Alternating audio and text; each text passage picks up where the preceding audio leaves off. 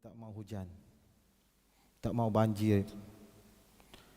Takdirnya gepurnya bumi. Tidak ada satu kerajaan pun boleh menyekat supaya jangan digepur bumi. Dan lebih-lebih lagi dengan kematian, tuan-tuan mulia. Yang mana ustaz kita baca tadi dalam majlis kematian, kullu nafsin za'iqatul maut. Setiap yang bernyawa, tuan-tuan mulia, akan merasai mati. Wa innama tuwaffawna ujurakum yaumal qiyamah.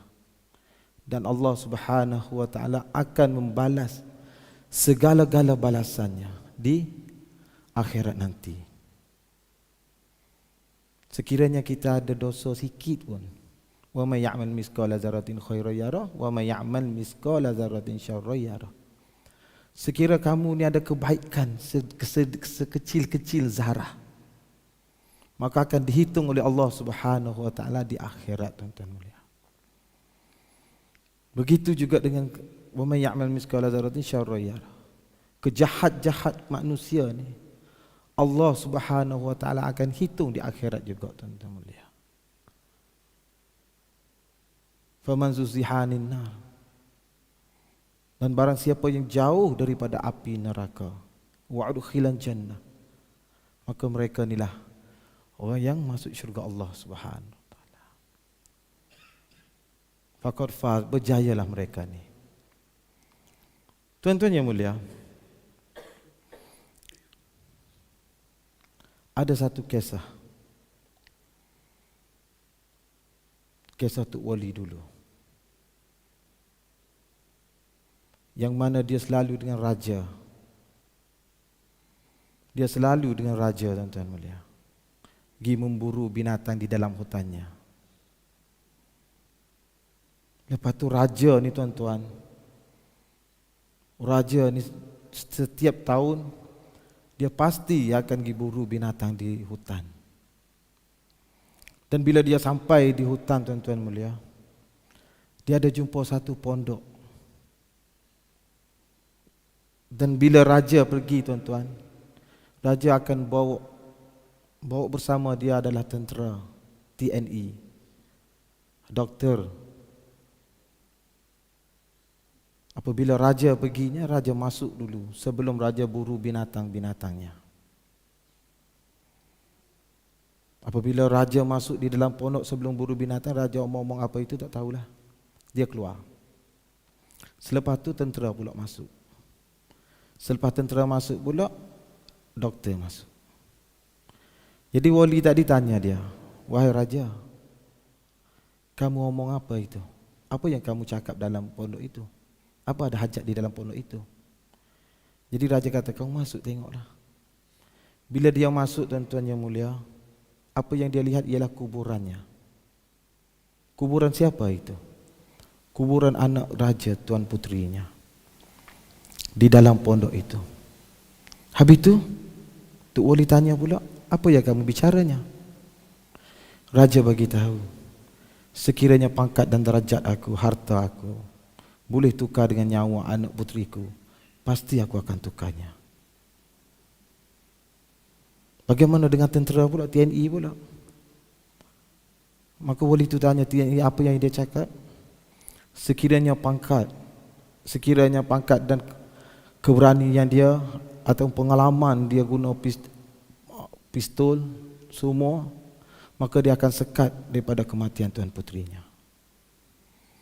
Bagaimana dengan kedoktoran?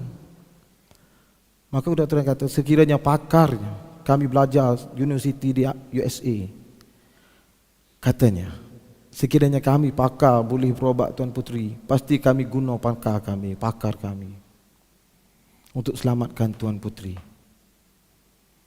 Jadi begitulah, tuan-tuan mulia, kematian tidak ada satu pun yang boleh sekat, tuan-tuan mulia.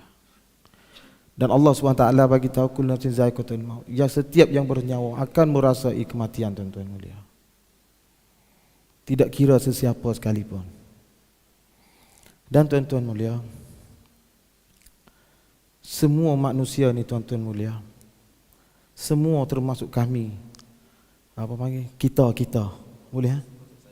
Yang saya dan tuan-tuan ingin kepada kejayaan. Ingin pada kejayaan. Tidak ada satu pun tak ingin pada kejayaan. Yang miskin, kejayaan dia rasa kaya. Yang sakit, kejayaan dia rasa sihat. Tapi kejayaan yang sebenarnya, tuan-tuan mulia, apabila manusia itu boleh taat perintah Allah Subhanahu wa taala, mengikut baginda Nabi sallallahu alaihi wasallam. Itu adalah kejayaan yang sebenarnya, tuan-tuan mulia. Kejayaan yang sebenarnya, kejayaan yang hakikinya. Sama ada di dunia dia selamat ataupun di akhirat dia pun selamat, tuan-tuan mulia. Jadi atas perkara agama ni, tuan-tuan mulia, untuk nak menyelesaikan agama biar sempurna daripada hujung rambut sampai ke hujung kaki, yang Allah SWT firman, laqad kana lakum fi rasulillahi uswatun hasanah. Nabi ini adalah tauladan dan contoh yang terbaik. Nabi adalah contoh yang terbaik, tuan-tuan mulia. Dan umat Nabi baginda Rasulullah sallallahu alaihi wasallam di zaman sekarang ni, tuan-tuan mulia, adalah yang mengikut Nabi sallallahu alaihi wasallam. Jadi umat pada hari ini, tuan-tuan mulia, walau bagaimanapun dia ucap kalimah la ilaha illallah Muhammadur Rasulullah, maka dia kena taat perintah Allah, ikut cara Nabi, tuan-tuan. Sekiranya dia ucap kalimah la ilaha illallah Muhammadur Rasulullah, maka dia tak ikut cara Nabi. Bagaimana dengan dia, tuan-tuan mulia? Hari ini, tuan-tuan mulia, solat berjumuah ni adalah perintah Allah dan sunnah Nabi sallallahu alaihi wasallam. Tapi ramai lagi manusia yang tidak datang untuk berjumuah cara Nabi sallallahu alaihi wasallam. Maka dia orang itu adalah umat siapa, tuan-tuan mulia? Ada yang belum datang solat lagi, tuan-tuan yang mulia. Ada yang belum datang solat. Ada yang solat lewat waktunya. Ada yang qada solatnya. Ada orang tak solat dan tahan orang tak nak solat lagi. Bagaimana dengan dia, tuan-tuan mulia? Adakah mereka ni umat Nabi sallallahu alaihi wasallam? Umat Nabi, tuan-tuan mulia, dia tidak. Dia sanggup diri masa harta dia untuk menyelamatkan diri dan umat-umat Nabi yang lain, tuan-tuan mulia. Contohnya, tuan-tuan mulia, sekiranya tuan-tuan nak datang solat di masjid, tuan-tuan dah pakai pakaian cantik, ada budak yang lemah jatuh longkang. Longkang itu air dalam, tuan-tuan. Longkang itu air dalam, tuan-tuan. Tapi azan dah kumandang. Tuan-tuan pakai cantik, dah nak iqamat dah. Tuan-tuan datang, tuan-tuan tengok, lihat, nampak budak jatuh dalam longkang. Tuan-tuan nampak budak jatuh dalam longkang. Tapi tuan-tuan sekarang orang dah azan, tuan-tuan mulia.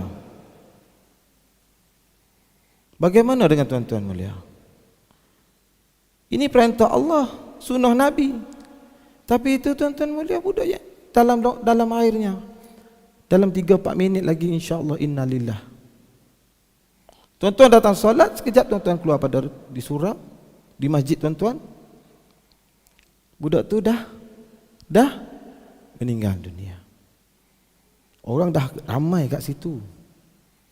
Tuan-tuan sanggup tak tuan-tuan nak bagi tahunya, saya dah nampak budak ni tak ada, belum mati lagi, belum lahir.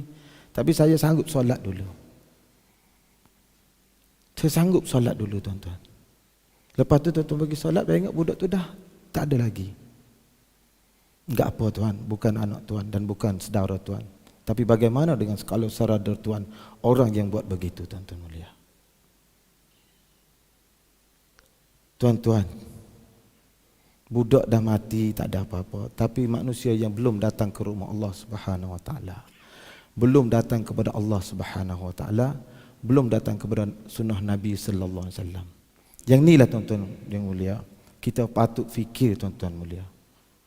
Bagaimana kita nak fikir supaya mereka datang pada Allah Subhanahu Wa Taala? Adakah kita selamat, tuan-tuan mulia, di titian sirat? Adakah kita selamat, tuan-tuan? Kita nak menyeberangi satu tempat, tuan-tuan mulia, tuan-tuan sudah tahu. hukumnya. Sekiranya orang yang pernah tuan-tuan tengok, kenal kawan, saudara mara tuan-tuan di dalam azab Allah, sedang diazab oleh Allah SWT, dan tuan-tuan lalu di titian sirat, adakah dia tak dakwa tuan-tuan? Mungkin dia dakwa kot. Hai Allah, ni orangnya dulu aku pernah pergi rumah dia, aku pernah tolong dia, aku pernah senyum kat dia, tapi dia tak pernah mengajak aku kepada-Mu ya Allah. Bila kata la ilaha illallah Muhammadur Rasulullah, inilah sunnah Nabi, inilah kerja Nabinya, mengajak manusia kepada Allah Subhanahu wa taala, mengajak manusia kepada rumah Allah Subhanahu wa taala, bicara pasal iman dan amal tuan-tuan mulia. Takut tuan-tuan mulia.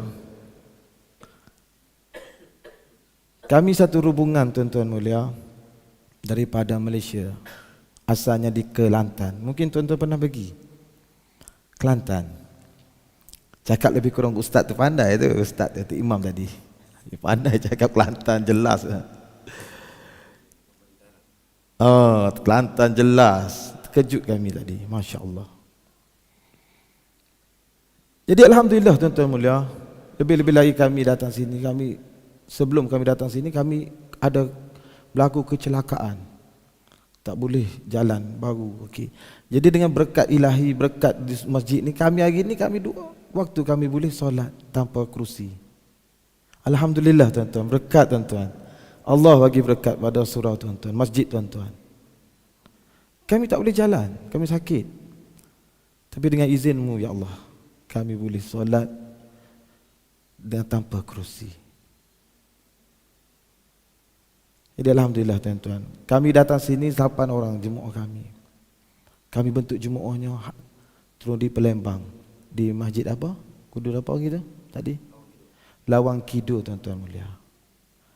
Mati-matian kami, lawan, sakit pun sakitlah. Untuk apa tu tuan-tuan mulia? Kami nak belajar ayat Al-Quran yang mengatakan Muhajirin, Ansar. Tuan-tuan akan jumpa tak benda ni tuan-tuan dalam hidup tuan-tuan? Muhajirin tu apa tuan-tuan mulia? Ansar tu apa tuan-tuan mulia? Quran dah bagi tahu, di antara dua golongan apabila jumpa, fikir bagaimana untuk membangkitkan agama Allah Subhanahu Wa Taala. Jadi tuan-tuan tak susah nak je, tapi kami datang ni hanya sehari saja sini. Kalau tidak kita bakal fikir-fikir ya. Tuan-tuan tunggu solat sekejap lagi, tuan-tuan boleh tunggu solat. Tuan-tuan tunggu puasa Ramadan, bulan depan 3 bulan lagi tuan-tuan akan jumpa bulan Ramadan. Tuan-tuan akan jumpa zakat dan sebagainya, dan tuan-tuan ada duit boleh pergi haji tuan-tuan. Tapi tuan-tuan, orang Muhajirin dalam Al-Quran bagi tahu, dan orang Ansar orang tempatan. Dan kami adalah orang Muhajirin sedang belajar tuan-tuan. Sekiranya ada kesilapan kami mohon maaf pada tuan-tuan.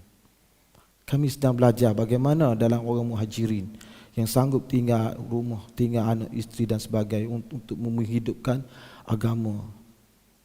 Sebab kami tahu, bagi tahu apa ni? Masa satu perintah Allah kepada Nabi, ya ayuhan nas, sebelum Nabi berhijrah. Setelah hijrah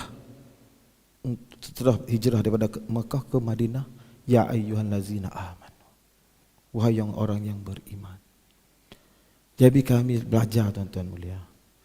Jadi kami datang sini semata-mata untuk membangunkan agama, untuk diri kami dan tuan-tuan, untuk suasana hidupkan agama. Dan agama ni tuan-tuan, bukan kita yang beri hidayat pada orang tuan-tuan.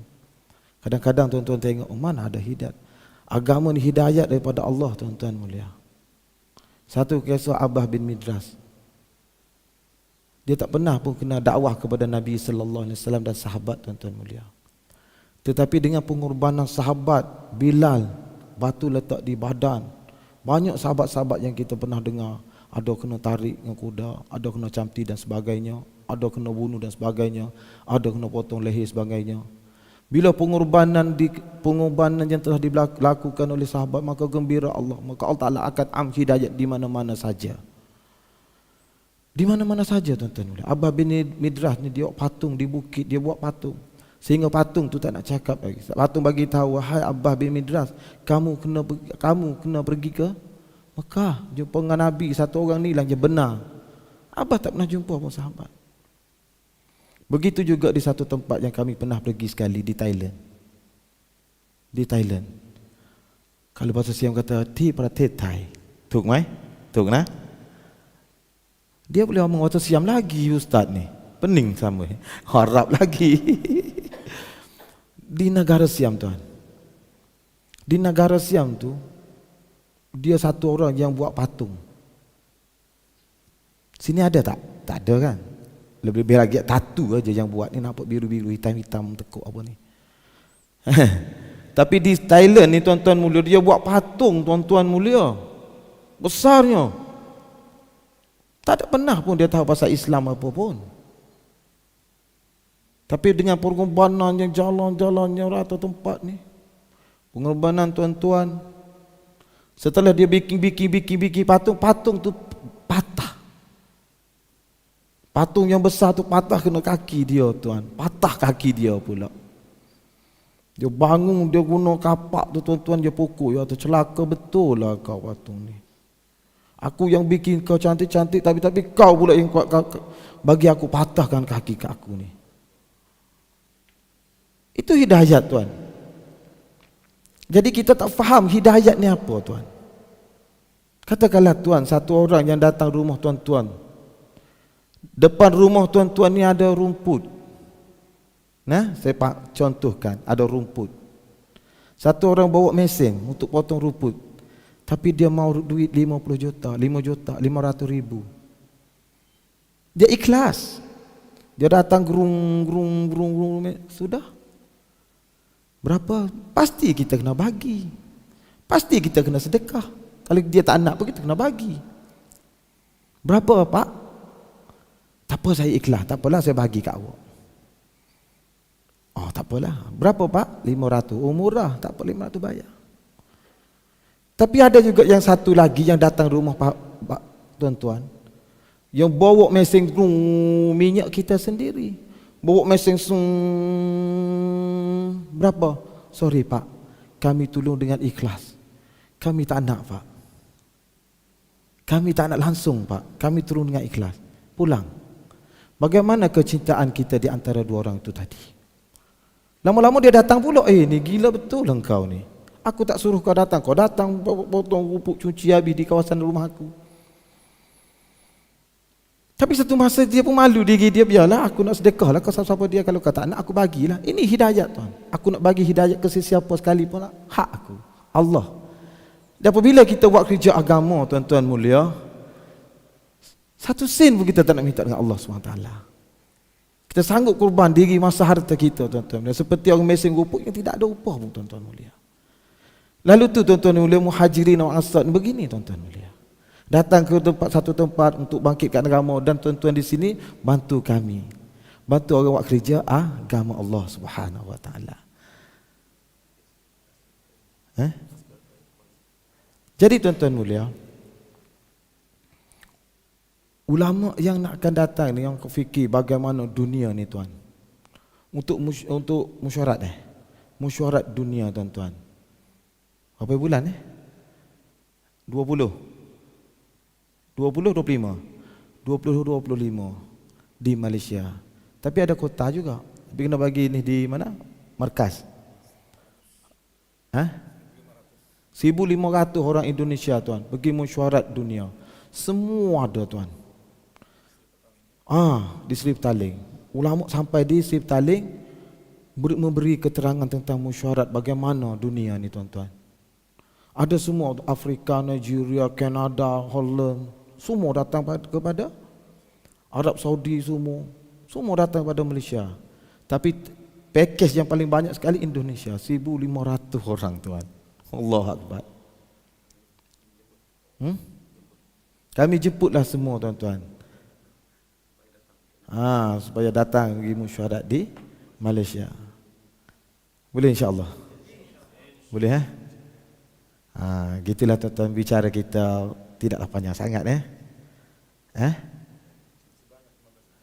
tadi minta 10. Ya. Boleh ha? Sekiranya kami cakap apa yang tak kena, kami minta maaf ya. Kami minta maaf pada tuan-tuan dan kami mohon maaf pada Allah SWT. Minta Allah Ta'ala ni maafkan saya lah. Boleh ha? InsyaAllah eh? Boleh eh? Subhanallah, kita tutup majlis dengan tasbih kifarah. Subhanallah wa bihamdihi, subhanakallahumma bihamdika, asyhadu an la ilaha illa anta, astaghfiruka wa atubu ilaik.